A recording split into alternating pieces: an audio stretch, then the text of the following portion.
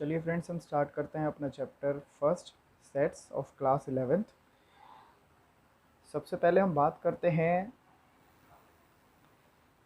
इसकी main definition की, जो इस चैप्टर का नाम है कि सेट क्या होते हैं। तो हमारी एनसीईआरटी कहती है a set is a well defined collections of object. ये हमारी एनसीईआरटी की डेफिनेशन है फ्रेंड, और मोस्टली हर टीचर जो है इसी चीज़ से स्टार्ट करता है। थोड़ा सा हम चेंज लेके आते हैं। हम सबसे पहले पढ़ते हैं इस डेफिनेशन में ये ऑब्जेक्ट क्या होता है। और अगर हम बात करें सेट्स की, तो कोई एक सेट जो होता है उस सेट को हम डिनोट कैसे करते हैं। तो सेट को डिनोट करने का सबसे आसान तरीका होता है, उसको हम किसी भी कैपिटल लेटर से डिनोट करते हैं। लेट जस्ट से मैं बात कर रहा हूँ ए की, मैं बात कर रहा हूँ बी की, मैं बात कर रहा हूँ एक्स की, मैं बात कर रहा हूँ वाई की। तो इस चैप्टर में जहाँ पे भी कोई भी कैपिटल लेटर होगा और उसके आगे अगर कुछ लिखा होगा तो वो एक सेट का एग्जाम्पल होगा। ठीक है, अब ये चीज़ तो हमने पढ़ ली, दैट सेट को डिनोट करा जाता है कैपिटल लेटर से। इसके बाद हमने बोला था कि हम पढ़ेंगे सबसे पहले ऑब्जेक्ट के बारे में। तो ऑब्जेक्ट क्या होते हैं? ऑब्जेक्ट के कुछ सिनोनिम्स होते हैं, जैसे कि एलिमेंट्स, जैसे कि मेंबर्स, जैसे कि फैमिली। जी हाँ मेरे फ्रेंड्स, ये नाम ऑब्जेक्ट के सिनोनिम्स हैं, और आपको थोड़ा सा अंदेशा हो रहा होगा इससे कि इस पर्टिकुलर सेट में जो ये कैपिटल लेटर से डिनोट हो रहा है, इसके मेंबर्स, इस सेट के जो मेंबर्स होंगे या जो एलिमेंट्स होंगे या जो इस सेट के फैमिली मेंबर्स होंगे, वो जो होंगे उनको मैथमेटिक्स लैंग्वेज में ऑब्जेक्ट कहा जाता है। क्या कहा जाता है? ऑब्जेक्ट कहा जाता है। तीसरी चीज़ हम पढ़ेंगे रिप्रेजेंटेशन की। एक सेट को हम रिप्रेजेंट कैसे करते हैं। तो सेट को रिप्रेजेंट करने का बहुत ही आसान तरीका है मेरे दोस्तों। हम लोग क्या करते हैं, दोनों side open and close curly bracket बनाते हैं, उसके बीच में हम कुछ अपने ऑब्जेक्ट्स, एलिमेंट्स और मेंबर्स और फैमिली मेंबर्स हम उनको रखेंगे। जैसे it is X Y Z A B C. तो ये सारे क्या हुए, एक सेट को रिप्रेजेंट करने का तरीका हो गया। एक सेट को रिप्रेजेंट करने का तरीका हो गया। ये तो हुई इसकी थोड़ी सी टेक्निकल बातें, टेक्निकल टर्म्स। अब बात करते हैं इसकी डेफिनेशन की, जो हमारे को एनसीईआरटी ने दी है। हमारी डेफिनेशन कहती है एक सेट क्या है? कलेक्शन है ऑब्जेक्ट्स का, कलेक्शंस है ऑब्जेक्ट्स का। लेकिन किस तरीके का कलेक्शन है? It is a well defined collection. Well defined का यहाँ पे क्या मतलब होता है दोस्तों? वेल डिफाइंड का मतलब, हम एक एग्जांपल से लेके चलते हैं। जैसे आपका एक दोस्त है, मैं और मेरा दोस्त जो है, मेरा नाम है विशाल और मेरे फ्रेंड का नाम है शाहरुख खान।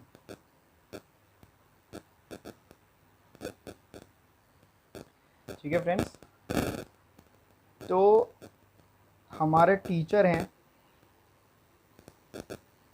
Mister x. हमारे टीचर ने हमारे से पूछा, हम दोनों को साथ में बिठा के पूछा। आप इमेजिन कर रहे हैं शाहरुख खान मेरे साथ बैठा हुआ है। उसने हमारे से पूछा,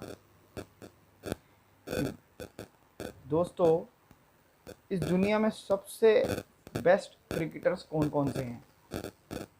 अपने अपने आंसर आप अपनी अपनी कॉपी में लिखिए। तो मैंने लिखना स्टार्ट करा, राहुल द्रविड़, ऋषभ पंत, विराट कोहली,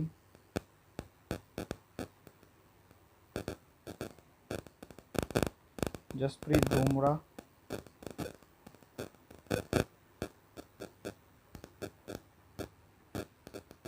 और ऐसे ही मैंने अपनी लिस्ट बनाता गया और मैंने 4 बेस्ट क्रिकेटर्स का नाम लिख दिया। शाहरुख खान ने क्या नाम लिखे? शाहरुख खान ने नाम लिखने स्टार्ट करे Sachin Tendulkar, Shane Warne,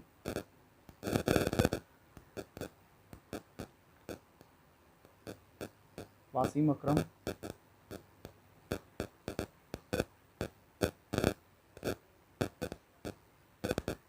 Kane Williamson.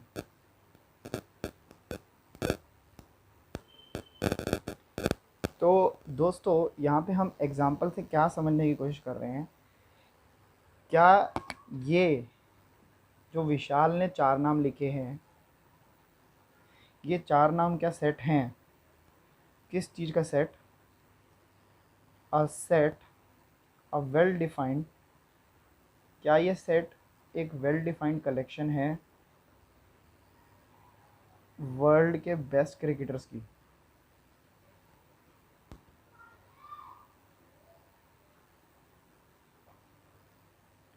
I am talking about well defined collection. तो हमारा आंसर रहेगा नो सर। ये कलेक्शंस हो सकते हैं अच्छे क्रिकेटर्स की, ये कलेक्शंस हो सकते हैं अच्छे क्रिकेटर्स की, लेकिन ये वेल डिफाइंड कलेक्शन नहीं है।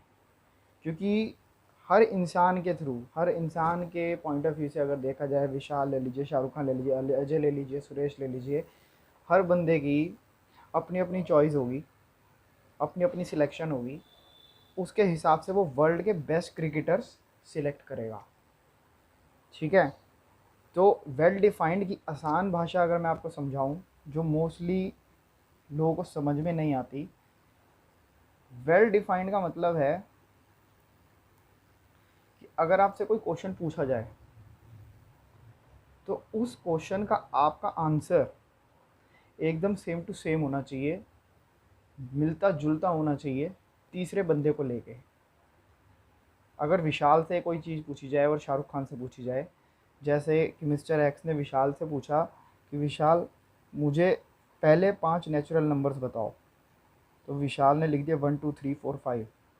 और शाहरुख खान से पूछा कि शाहरुख खान तुम भी मेरे को पहले 5 नेचुरल नंबर बताओ, तो उसने भी 1 2 3 4 5 लिखा।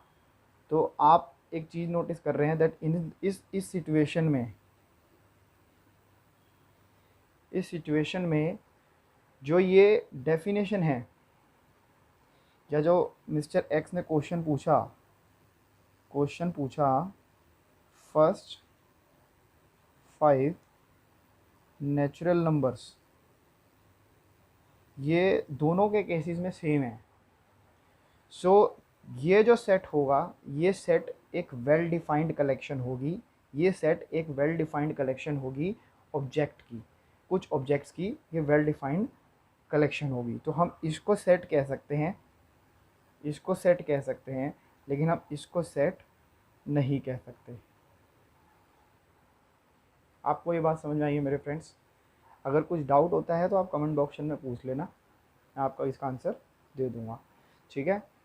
तो हम लोगों को थोड़ा सा डेफिनेशन से पता चला that a set is a well defined collections of object. कैसी कलेक्शन है? वेल डिफाइंड कलेक्शन है। हम हर कलेक्शन को सेट नहीं कह सकते, हर कलेक्शन की ऑफ ऑब्जेक्ट्स को हम सेट नहीं कह सकते अगर वो वेल डिफाइंड नहीं है। तो वेल डिफाइंड इसमें मस्ट क्राइटेरिया है टू जस्टिफाई ए सेट। और वेल डिफाइंड को फाइंड आउट करने का तरीका ये है कि अगर हमसे कोई कुछ क्वेश्चन पूछता है, तो हमारा और हमारे दोस्त का और हमारे क्लास में 50 बच्चे हों या 100 बच्चे हों, तो उन सब का आंसर एकदम सेम आना चाहिए।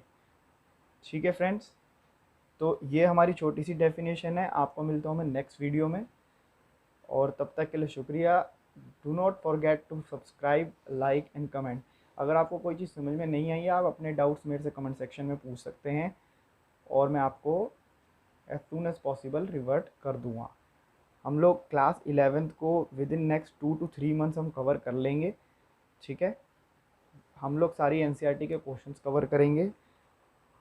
और ये जितनी भी चीज़ें मैं पढ़ाऊँगा, इनके अगर कुछ नोट्स वगैरह होंगे तो मैं गूगल ड्राइव में कोशिश करूँगा इन सबको डाल दूँ, तो मैं उसका लिंक भी आपको कैप्शन में दे दूँगा। So signing off friends, see you tomorrow और see you in next video. Thank you so much for being patient.